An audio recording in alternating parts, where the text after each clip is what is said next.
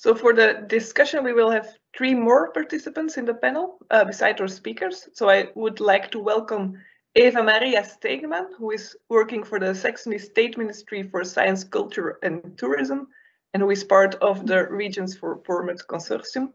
I would also like to welcome Rosita Kolava-Kolarova, Senior Researcher in Health Economics at the University of Oxford and part of the HECO-PERMET Consortium.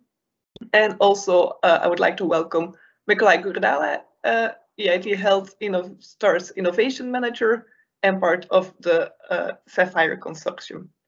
If you have questions for any of our panelists, please write them in the chat, or you can also raise your hand if you would like to take the floor for comments or questions. But first, I would like to hand the floor to Cynthia, who will moderate the discussion. So Cynthia, the floor is yours.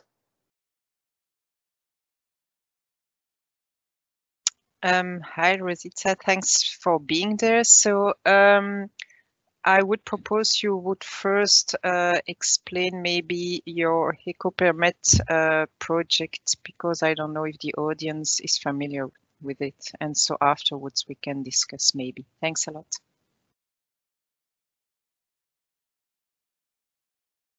You are still muted. Thanks. Yeah. Can you? Hello, everyone. Hello, Cynthia, and thank you to the Sapphire Project for inviting me here to represent HECO-PERMET. I've prepared a couple of slides just to give you a source of a flavor of what we do, and I would like to ask you, Jolien, to please share them with the audience, if that's all right. Yes. Yes.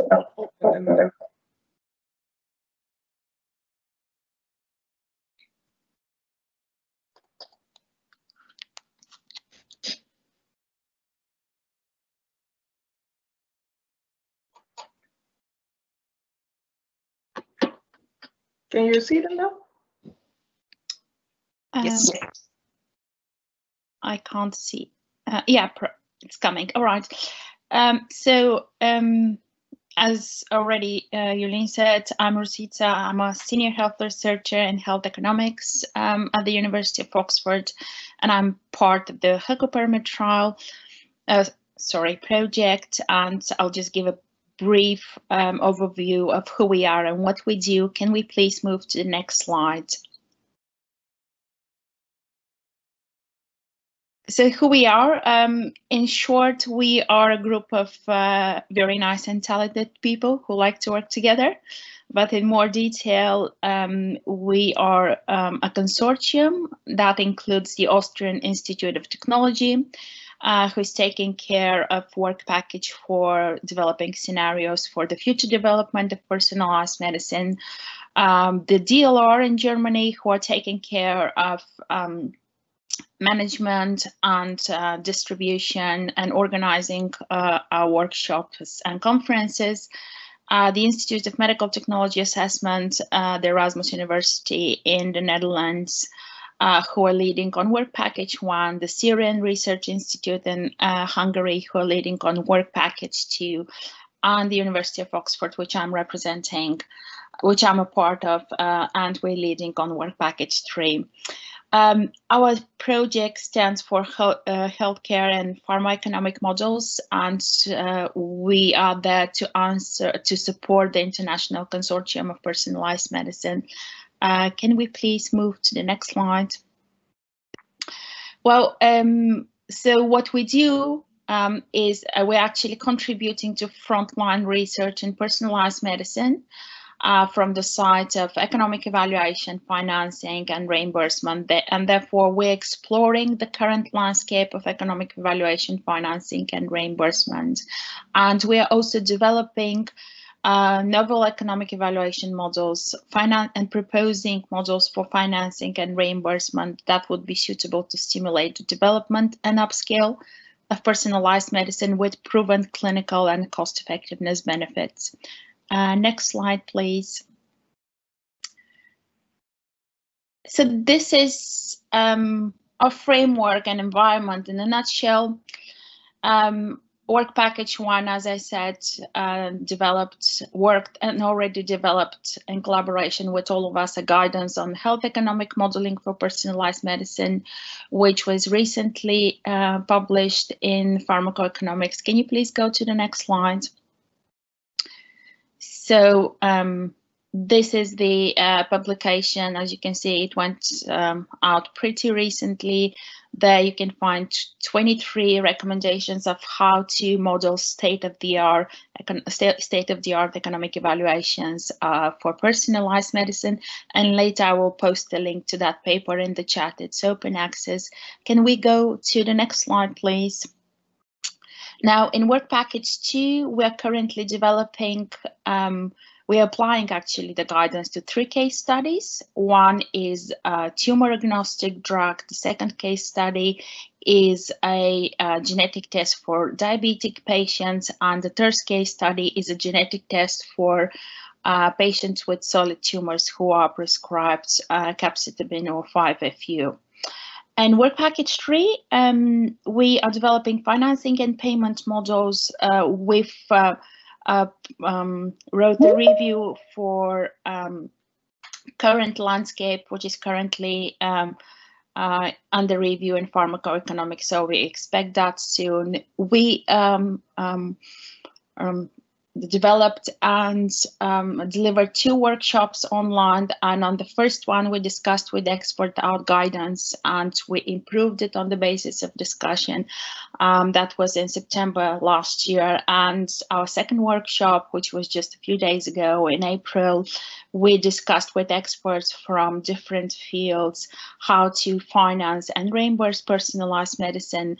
We're holding a third workshop in October this year, permitted travel, hopefully in person, travel restrictions permitting.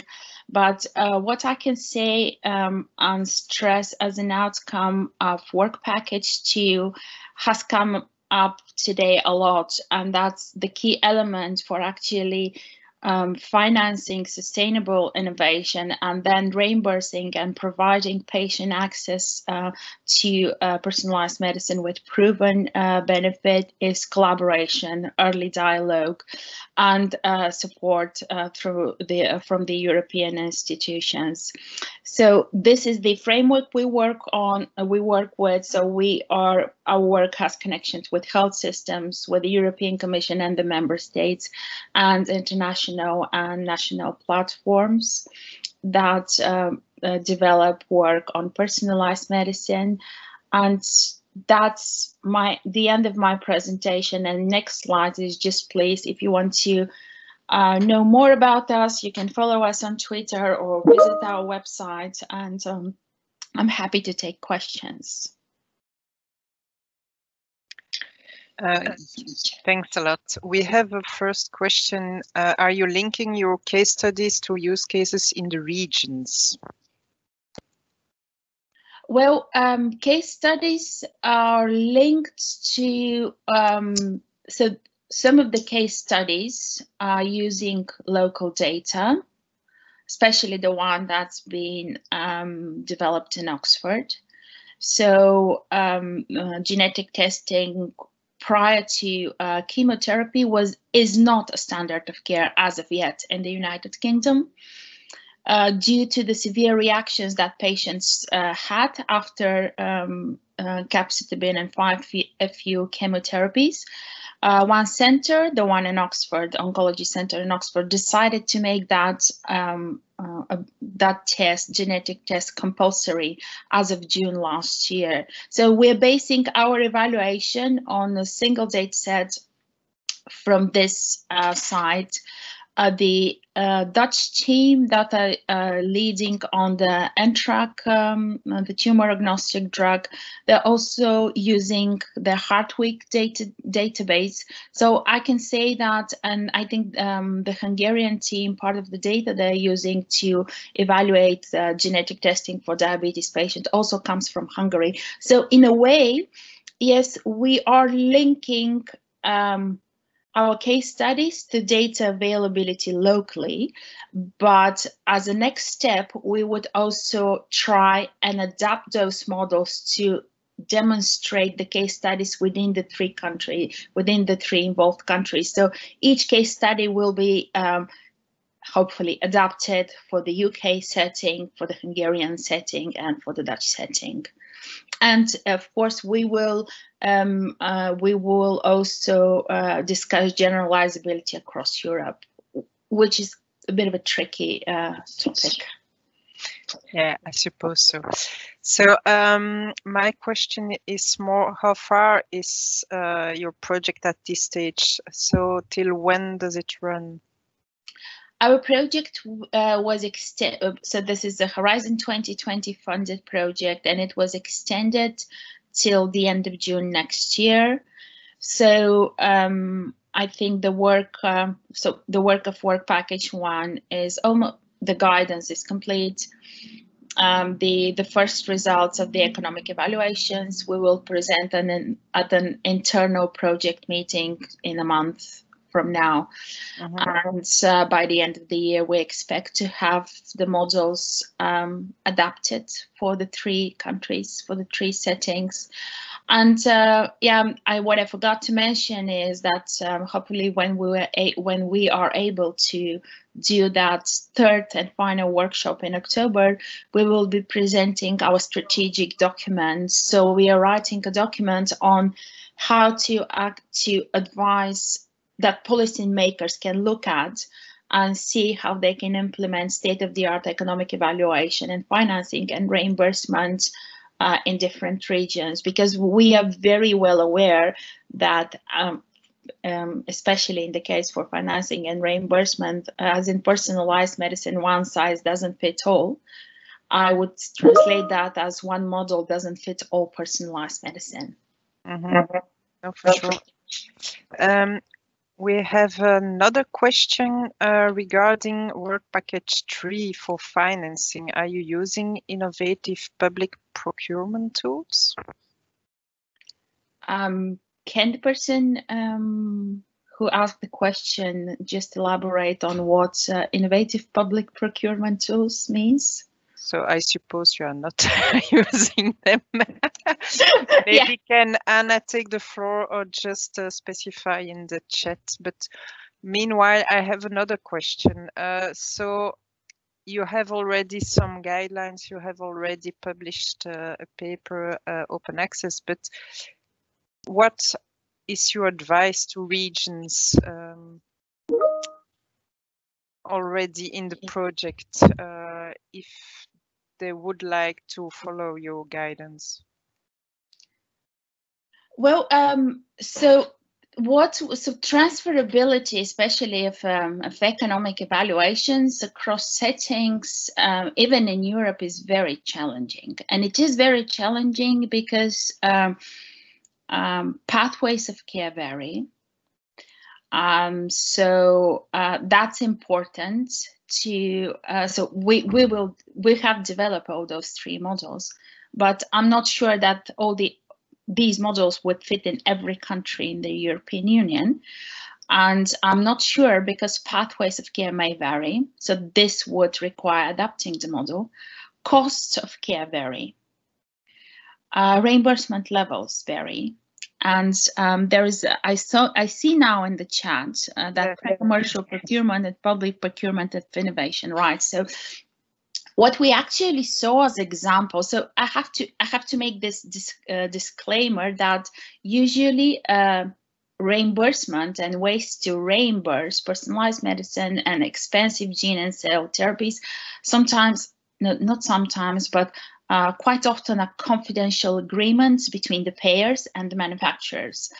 And one very specific example that we found about Luxturna, which is a gene therapy, and it was done in the United States, unfortunately, but it is transferable to Europe. So what they did is they went into a performance-based agreement with milestones achieved at 3 months, at 30 days, 3 months, and 30 months. So the agreement between the manufacturer and the payer was that if Luxturna managed to achieve the agreed outcomes, the whole sum, so the whole price of the drug will be paid in installments based on these periods, and that can be translated in Europe. What we also find that it's argued for is the coverage with evidence development, which means that payers are giving access to drugs or tests which would still improve and benefit at a lower price, and while collecting data that the manufacturer will use then and the payer will use together to assess whether whether this new drug is effective, and if not effective, then the reimbursement for this drug or test will be withdrawn. Now that may be well achieved in healthcare systems which are mostly privately financed. In Europe, that becomes quite a challenge because there are publications already that suggest that it's actually easier not to reimburse a drug than to reimburse it and then withdraw reimbursement. So I hope that answers the question of pre-commercial procurement. So yes, there are these collaborations between very early on, but they're just single examples as for now. Maybe there are more and we don't know of them yet because they're not made public. But there are these examples of manufacturers and payers and different stakeholders collaborating very early on and discussing very early on how to make this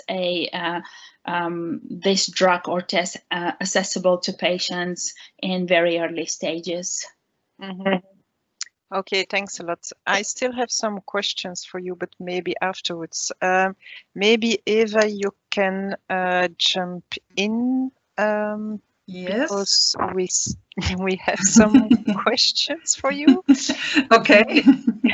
Maybe you can also explain shortly your project and the webinar you organized recently and you are still organizing next week, and what are the main take-home messages at this stage?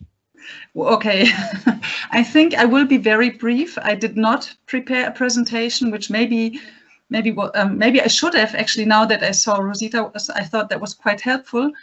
So yes, I'm just giving you a very brief introduction, which is not fully complete, of course. First of all, maybe I'm a policy officer at the Saxon State Ministry for Science, Culture and Tourism. And maybe also to my personal background, I have a degree in biochemistry and PhD in business studies, and I spent quite a bit of time in the biotech industry in a rather entrepreneurial setting. I think that's just important to understand the background from where you come, because it shapes the perspective. So why am I here today? Actually, Saxony became a partner in the ERA co-fund ERA Permit roughly 5 years ago, and I think that's also important because we have a topic that regions are growing into, and there are several ways how to enter this, I think, and I think that's really helpful to understand. And doing this, we really work with our ministry to support R&D in the field of personalized medicine and to connect Saxon research by collaboration in this field in an international research project. And that's, on the one hand, it's really very hands-on because you go down to individual projects. And on the other hand, it's strategic support of the field, which is promoting scientific excellence in this field. And it is promoting international links. And I think that's very important for linking. Yes, so following that, we joined Regions for Permit to really further develop and become engaged in the field of personalized medicine and health. And Regions for Permit is a sister CSA to Sapphire. We are working on similar topics, I think. Regions for Permit stands for Interregional Coordination for a Fast and Deep Uptake of Personalized Health. We are quite complementary in respect to the regions that are engaged. In our case, it's Tuscany, with Tuscany Life Sciences as our coordinator, Lombardy, Galicia, Lower Silesia, and Saxony. So we have Italy, Spain, Poland, and Germany. And in these countries, healthcare is organized regionally to quite a degree. but very different in every country. We work on, and that is a challenge. We work on different, we have, I think the way we work is in some respects similar, but we have a focus on different topics, and each of the topics is led by one of the partners. So we had the topic of big data, that was actually the first one that was organized by Lombardy, really, really interesting, that showed a lot of development potential for Europe. We have had connected healthcare that was covered by Zelisha, which covered telehealth and also individual healthcare approaches that are supported by novel technologies. And then my topic is health industry, which I then termed personalizing health industry to describe the fact that we are in a process, that we are in a real transition for health industry, because it's a complete, I think it's a complete change of paradigm. The next topic, which is about to start, and actually the person who asked this nice question just now, Anna, is responsible for that from Galicia, from Arches. And that is about the innovation flow into the healthcare, how you can structure that. And the last work package is addressing ethical and social aspects, that is focusing on a topic. So what we do in this is we organize focused conferences and workshops to these topics, aiming at promoting an interregional exchange by doing that and engaging people, interesting them to the topic, developing the topic further.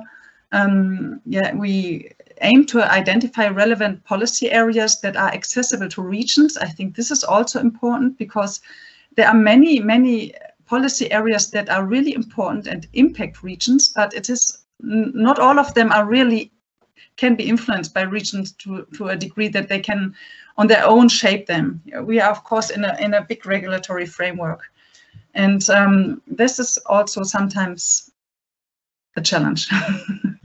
So we collect and present best practices and case studies. We do write reports on our topics and publications.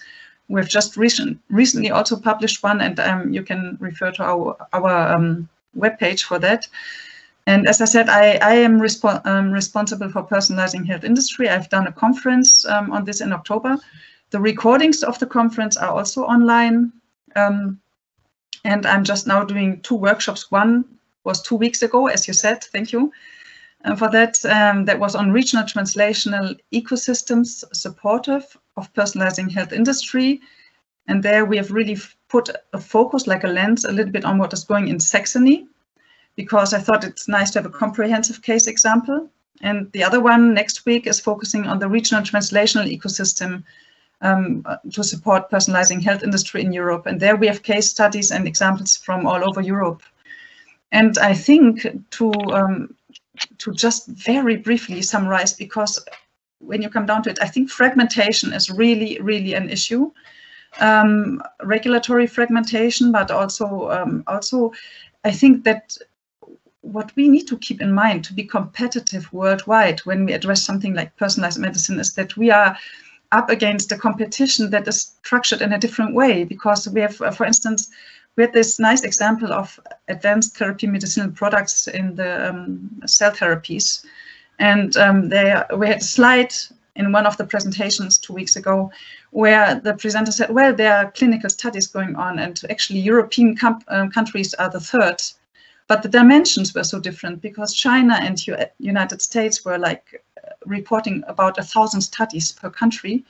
And we, in the leading countries, that were, I think, Spain, UK, and Germany, just had 21 studies. So it's a completely different set of dimensions. And I think the same is true for big data, because we have, with our high degree of fragmentation, data systems that are not compatible, that are very, to some degree, in some areas, very regional or even less than regional. Whereas in these bigger, especially centrally governed cases like China, for instance, you have a different access, I think. Yeah, and we need to keep that in mind. So I think that interregional cooperation is so important, and that we are not really competing, but we need to work together and specialize and share our specialization. And what we also think is what we found out is that some harmonization is also needed, and that we need to work on a shared interpretation. This is important, and a shared understanding. If you have clinicians report that are working on projects to translate them, and they report that they want to do an international clinical study, and in every European country, the ethics committees decide differently, even though it's the same framework, then it means that we have different concepts and different interpretation. I think that's another part of the coin. You have this big, you need to develop this big common goal, and I think you need to have these different activities. And in my understanding, a lot of it is also about people that are involved and that build up connections and links. And they can do this from different settings and from different perspectives, but we need to find platforms to interact like this. That's very useful. So I hope this was helpful. Yeah, I'm sorry for not having any slides to support this in a visual way. Jan has a question. How do you position this collaboration network in the landscape? Which collaboration network now, when you say this? Sorry if I asked this, but what do you mean? I think the one you were talking about. Yours. Yeah. I think the regions for permits. Yes. And well, I mean, I think regions for permit is very much about dissemination, about sharing information, and also about engaging regions that have not been engaged so far, interesting them to the topic. This is why I think it's very important to have to try to make the topics really interesting, but it's not easy, because when you start working on a regional level, you need to find the right stakeholders who are interested and who may be interested. I'm sorry to say it in such a way, but looking, for instance, at a ministry, if there's no one who has an assigned responsibility for a topic like personalized medicine, it takes some time to get them to join in. It's not I think it's not a very straightforward process. Yeah. No, and indeed the challenge of the multidisciplinarity plus the different levels is really... Yes, you need, looking from a regional and governmental perspective, you have the different fields of responsibility. I mean, I'm representing the research and science part, the science ministry. And of course, we are not the only ones that are important here. No, you have, the innovation, the economic part, exactly. The digitalization, the education, and then the reimbursement. And yes, so on. And that one I didn't even touch, but I think that what Hecom Permit is doing here is really, really important to shed light on this. And when I did the research also for our work package, I mean, you find academic groups that say, we are experts in this field, but we still found it very difficult to get a comprehensive overview of how to reimburse something in Europe. And this is cases that you find repeatedly and again. And it's a real challenge if you look at translation and this problems for reimbursement, especially if you talk of SMEs that want to enter this market. Large companies have some knowledge here and they can draw on their own structures, but a company that is just innovating here, that is new, has a very hard time. They need support here, and they need support by structures that are super regional level, like EIT, health, I think. Yeah, no, for sure. There is a question also, how do you collaborate with the Ministry of Health in terms of innovation and new development? Ooh, that is a tough one. I think it's mostly right now about innovation exchange. The nice thing that I can say about Germany right now is that personalized medicine is taking off. There's an interministerial work group that has been founded, and that is really, I think, endorsed by the German Ministry of Health, and therefore we bring the different actors together to start communicating with each other and discussing. So I think it's not in all instances really it's not fully formalized collaboration right now, but we are working together, we're exchanging on this. And of course, for instance, in the case of Saxony, I mean, the regions have their innovation strategies that is helpful for bringing these interests together. But it's a completely different aspect, you know, and it always, especially when you talk about ministries of health, it always comes down then to cost. If you come to and then you come back to Rosita. Yeah, exactly. It is a challenge. Yeah, and you have these different angles, and I think they're all necessary, and they all need reflection and discussion. So, Kathleen would also like to hear the idea or your idea on the role of regions in the European partnership in general. And I think maybe that's first of all, I think it's very good that you mentioned this. And I would like to also mention here that there's going to be an information day on May 31st, where stakeholders, interested stakeholders, and I would really encourage regions to participate here and to inform themselves. I think it's not, from what I understand, and we are as partners in ERA Permit not quite as involved maybe as the partners of IC Permit. Yeah, I think it's not quite clear how regions are involved. I think they should have, if you ask me, if I could create a vision, I think because on one hand, regions need to be aligned in their national context. So these national hubs that have been suggested, I think are a good idea. But on the other hand, I think regions should have get some forum of exchange among each other, because we need to learn from each other what works well.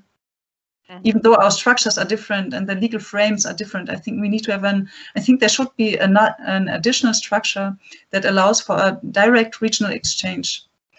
And I don't know how in the governance of the whole project the regions will be involved. I think that's quite unclear right now, but at least I think they should have some advisory function. And they should participate in a way that they interact directly. That is my opinion, because I think that's really fruitful. Yeah. Yeah. It's my personal opinion. Okay, I must say this. From what I Yeah, I think also. So, yeah. If I may jump in and just add to the remark of Eva, that when you reach to ministries, it's about financing and it's about reimbursement. It goes down to money. And when you ask them, how did you actually, so how you're reimbursing this new ATMP, and they say, oh, we got into an agreement with the manufacturer and we got a confidential rebate or discount. And then the curtain is falling down, and that's it. That's how far you go. So it makes it very challenging to translate that experience to other regions and other countries. And actually, we also have different systems. For instance, in Germany, it's not the ministries that decide on the reimbursement, but it's we have, of course, the health insurances company. You know, the health insurance system. Yeah, so there's different aspects to this. First of all, you have to make sure something is reimbursable, and it is, you know, it fits into this general concept, and then there comes the reimbursement. Yeah, so that's complex. That's also different in the UK. In England, for example, the cancer development drug fund is entirely different to reimbursing this new ATMPs. They can provide clinical and cost effectiveness benefits. So it makes actually the comparison and transferability even more challenging. For sure. I don't know if our other speakers, Jan or Mark or Mikolaj, have some ideas on the role of the regions in the European partnership. No answer. I would be surprised if Jan does not have, but he could. Okay, Jan, you can go first. Thank you. Indeed, it's a challenging subject, being also an ex-policy advisor for government and very close to innovation, ecosystem dynamics, and other, with experience also of the European Commission, trying to, of course, have the European added value on top of all this dynamics. But I think knowing more or less the mechanisms how things change, policy and more, in fact, more in particular, politics are quite important. So if you don't have some political support for priorities in your smart specialization strategy, this is quite empty to fit in some kind of slogan, what is important in a document. If there is no political and policy support to translate this into decisions, to financing and other, of course, accompanying measures to make this true, make this happen. The same thing at European level. If there is no level, a political level where regions or let's say place-based interests are having some weight, it's difficult to bring this topic and this coordination issue at the level of operationalization. So, for example, for the Saxony people, indeed, it's the ministerial position is maybe changing, but from the European point of view, it's more insisting on the kind of orchestrating role of ministries at this moment. This is a new change in the paradigm too, that for specific topics and system changes, you need a kind of orchestrating power. And the question is how this emerges. It's also, of course, the kind of strengths of different partners that can force new value chains and new ecosystems to move on. But at the end, you need to make decisions on a political level and try to program specific streams of funding and so on. And there is the big problem that smart specialization has no real political representative. And therefore, this voice of the regions with their priorities and their efforts to coordinate is not implemented in the policy documents, in the Green Deal, in industrial policy strategy. No mention of regions, of smart specialization, even of clusters. So this is a big problem because of the decision mechanisms that favor the member states and the council and are hesitant, of course, to look at regions as a political force. And therefore, place-based is maybe more handy to talk about the interests from regions, where all authorities have a role to play to make these place-based assets really working for the interest of the country and the European Union as a whole. So it's a difficult issue to find a new narrative where everything fits together in the policy discourse so that it becomes part of the green and digital transition, resilience, and the health systems transition. So it's something that we have to work on, I mean, from bottom up with a strategic approach with those hubs and those actors that have a longer term vision and can bring about interregional cooperations where they fit the vision together and influence, of course, decision making with their contributions to change, to transition paths, with, of course, real investment efforts and real investment portfolios. General, maybe, but this is the idea that we have a new period, programming period, where things will still evolve quite a lot. And we have started, of course, with a totally new approach for the Green Deal as a kind of new growth paradigm, economic model for Europe. So we are going now for a paradigm change that will take maybe decades, but we are in a very important, let's say, turn of where Europe is going, and we have to make sure that regions and bottom-up innovation will be represented. Otherwise, it will not work. So, if I may ask, so if you think about something like a partnership that was just being discussed, how would you put the regions in there? Just my question, because I just was so free to just give my ideas here.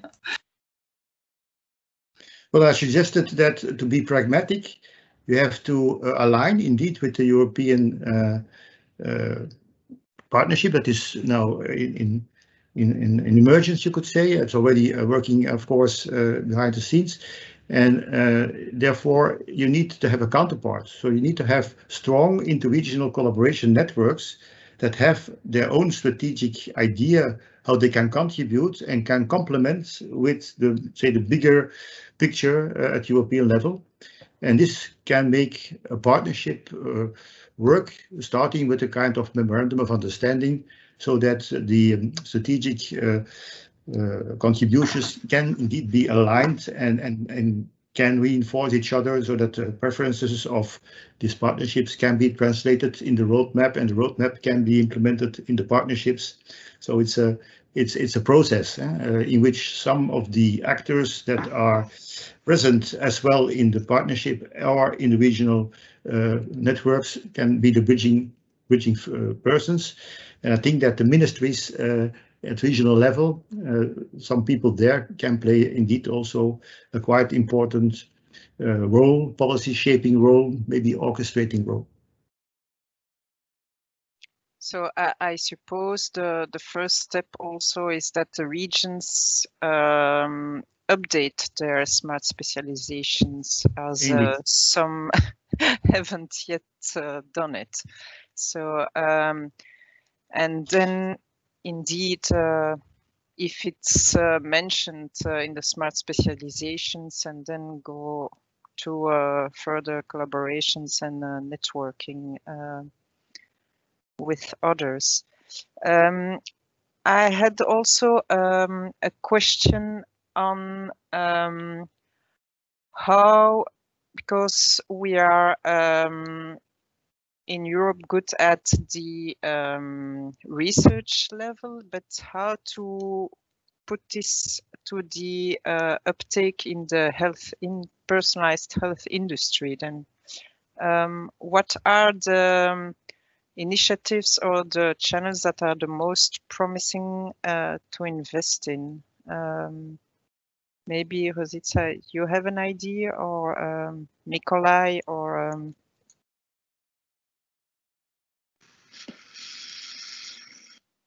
no? Rosita, you want to go first? Yeah. So we thought about it. So we thought about it on a consortium level, and we thought, okay, we're going to do all this research, we're going to publish all these papers, but how do we actually get to the different stakeholders that are have influence and are engaged in making the decision? And that's one way we thought about it to reach them is through that strategic document that we are writing and we are preparing, and we will put that into consultation on our workshop with different stakeholders. So the workshop we had first on the guidance was very specific. We only invited health economists, but when we came to organizing the second workshop on reimbursement and financing, our aim was, and I think we've achieved it together, as many possible representatives of different stakeholders. So we had the academia present, we had the industry, the manufacturers, we had some consultancies that are involved in that. We had people from Eva, for example, was there as well. Jens was there. So we had patient representatives, because the dialogue and collaboration have to be there. And so that's one way, by providing a document, and providing this document not in a scientific language, but as Wolfgang from our consortium said, providing it in a language that my mom can understand. So someone who is a lame person in science can just take this document and say, okay, this is what they intend to do. This is how it can be done. This is what it is about.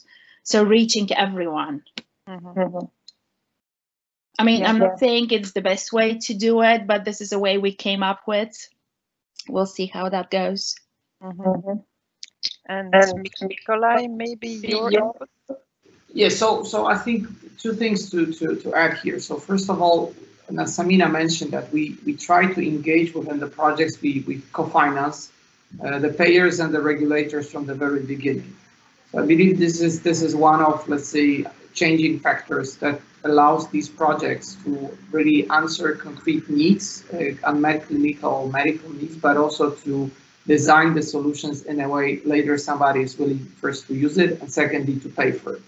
So I think this is within, let's say, a DNA of what we try to do within the EIT Health is that we try to avoid engaging in the projects where this regulatory pathway is not clear. And especially if we enter an area such as digital health or artificial intelligence, it becomes more and more complex, but we have a couple of projects in which we were able to, let's say, connect, as Rosita said, connect different stakeholders to support startup or SME or large industry to make this happen.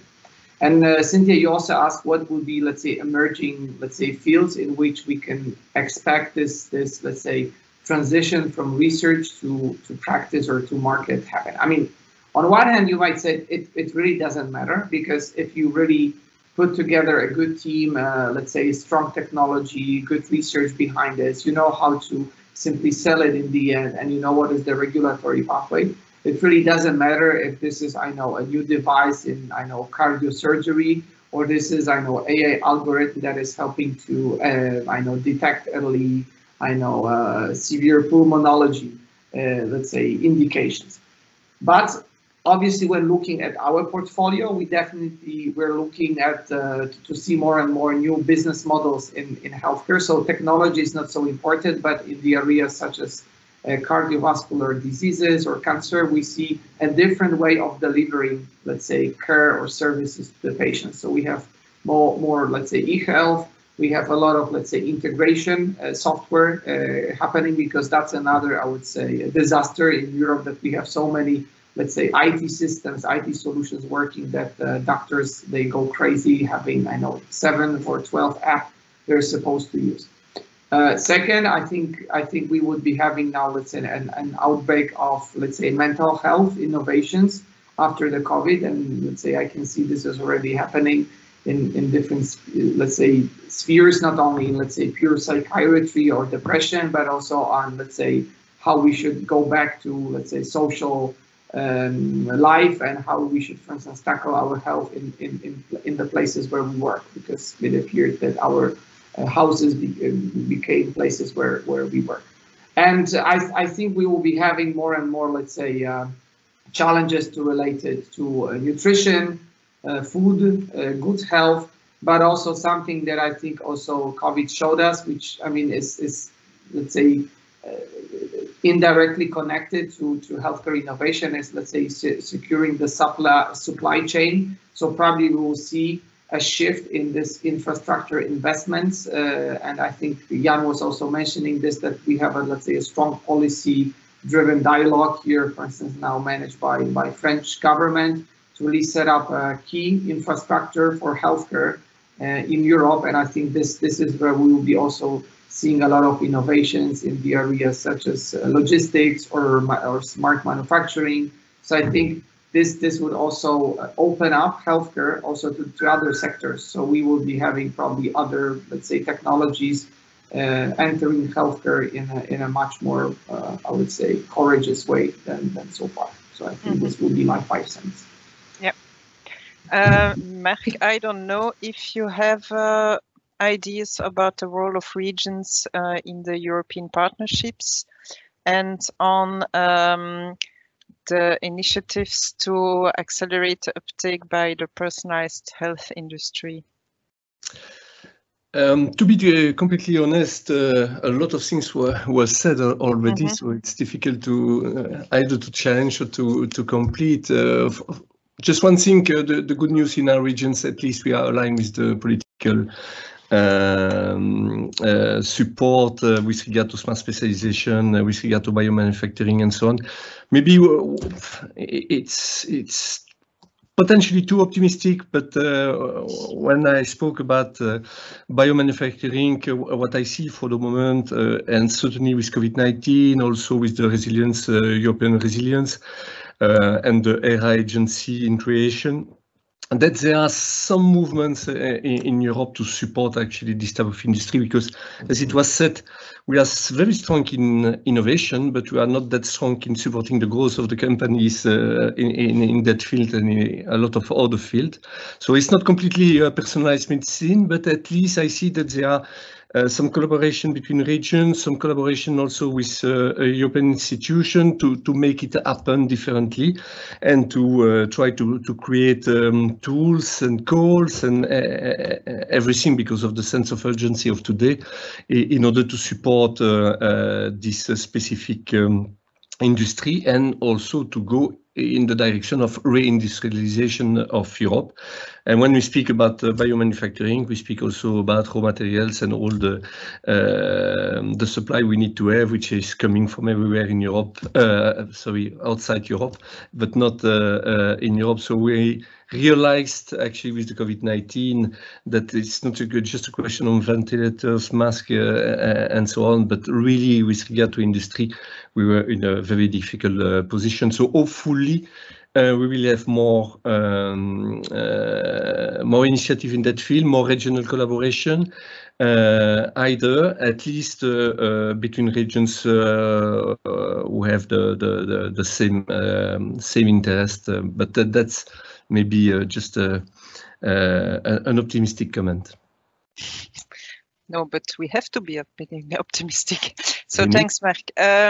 Eva, you have a question?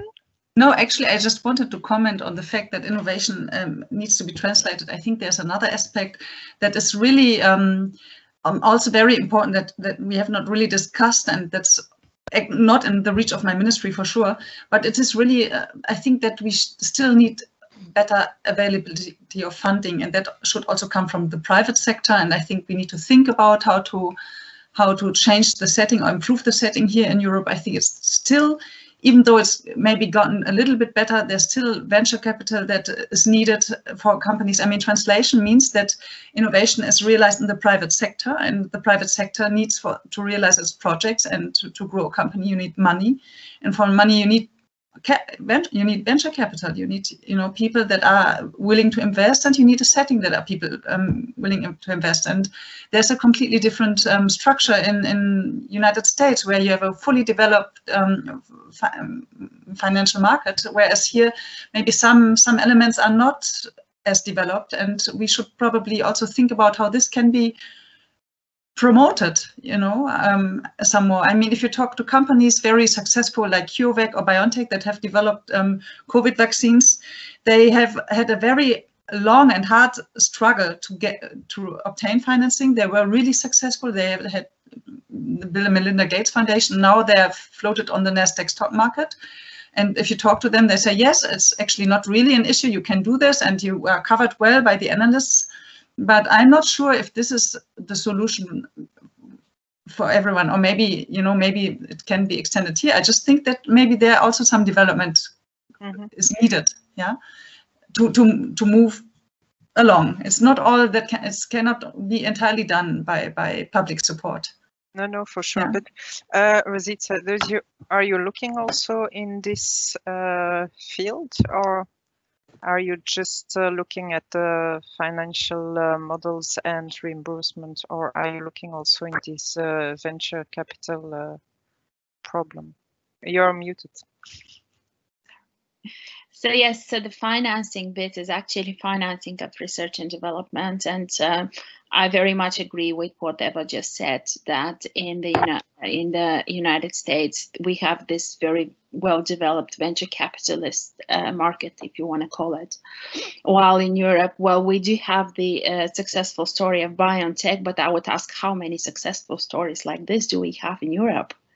Because when we've explored what's there on the financing of research and development, what we found is that the academia or the small and medium enterprises, such as that BioNTech used to be a year ago or less or more, sorry, they develop innovation, but it's the large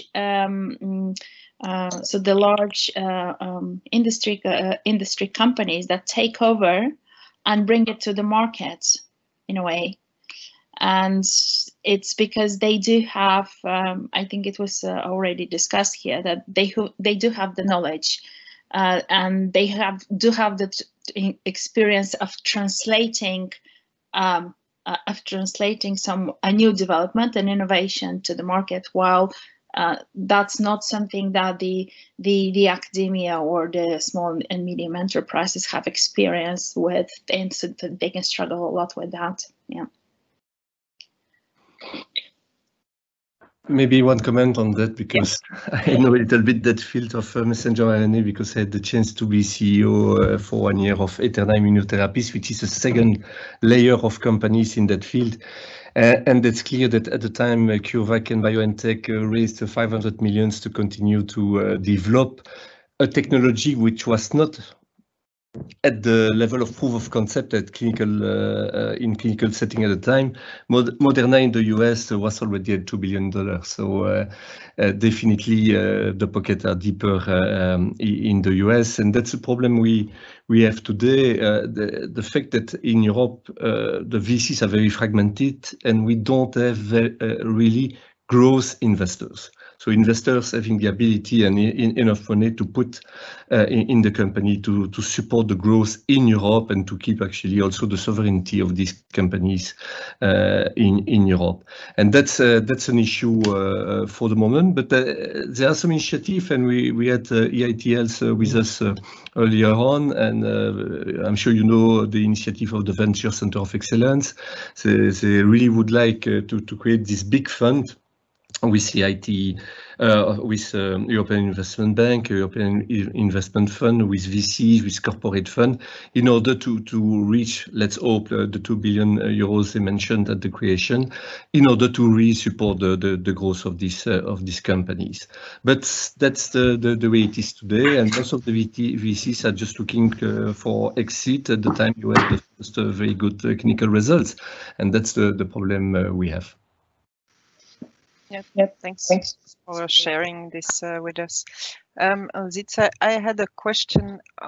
If in your project you also look at how to attract investments, and how can regions attract investments in personalized medicine? I don't know if it's part of your project. No, that goes beyond the scope. We're definitely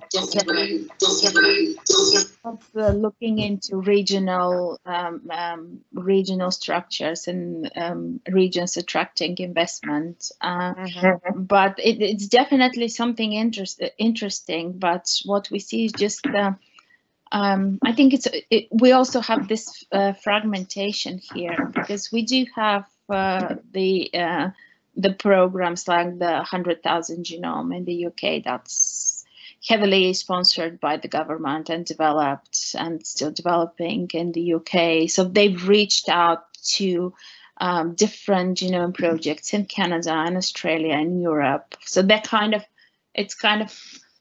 I feel it's left to the individual consortium or project or collaboration just to reach out and develop connections with different and maybe this is just a very, very specific example, but it's again an example where the government is heavily invested in funding. Yeah, and it's not an example that attracts to, I don't know whether they attract too much venture capital to support the initiatives. I have no idea. Okay, thanks. So Jan, you have a question or a remark? Yes, about this VC issue that comes back, and I think it's a valid issue, of course. It's a competitive disadvantage, but how to make the European advantages competitive, and maybe we have to look at it from another side. This idea of transformation, upcoming transformation, it has a kind of background of thinking how to start from niches, and the niches, of course, are built in ecosystems. Otherwise, these isolated actors would not be able to manage this interdisciplinary and this systemic approach. But at the end, you need a critical mass to become mainstream, to change the system and to become the new system, you could say so.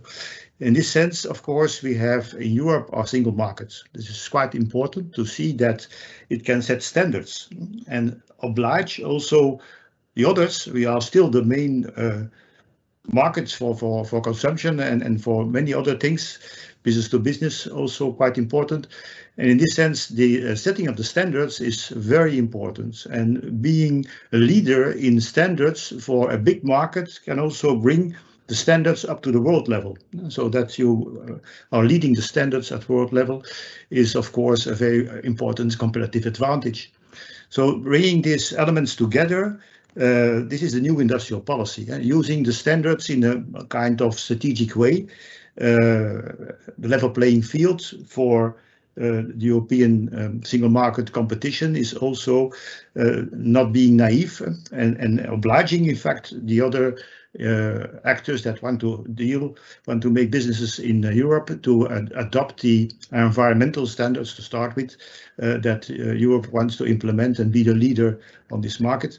For health, the same thing. Setting about standards. Are not the expert on what type of standards are indeed at this moment quite important to manage the transition to the health system, but it's certainly not a good thing that you keep fragmented standards within Europe for all kinds of important issues like IT systems and data spaces and so on. That's one thing.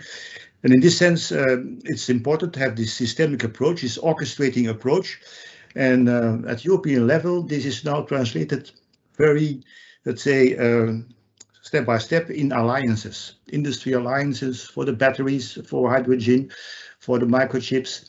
So I think it's important to see what type of alliance work is needed to put personalized medicine or some elements of it, like biomanufacturing in Europe also, on the level of the political agenda to make this priority, to bring all these things together, the standards, of course, also the funding streams, and to make sure that there is a kind of convergence indeed with the work of regions, so that it becomes an aligned effort of all this diversity that we have in Europe to contribute to creative, let's say, new responses, but in a way that it is managed to a common vision, a common mission.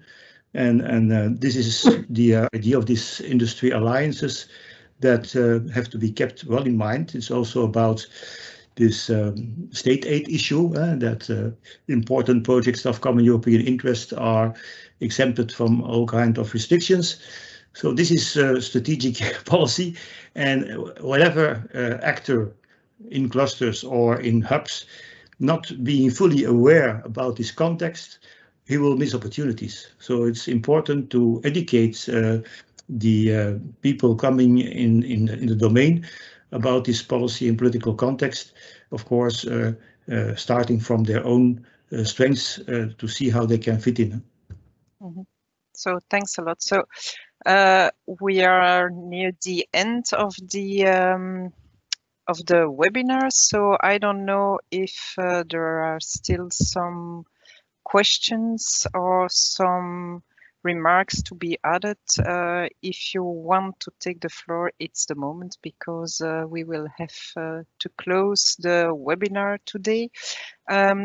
I really want to thank our speakers for their really interesting input, and the audience for participating. We have a next webinar on the 15th of June, and we hope you will be there also. The information will be available on the website, and I wish you all a good afternoon, and see you soon. Thanks a lot.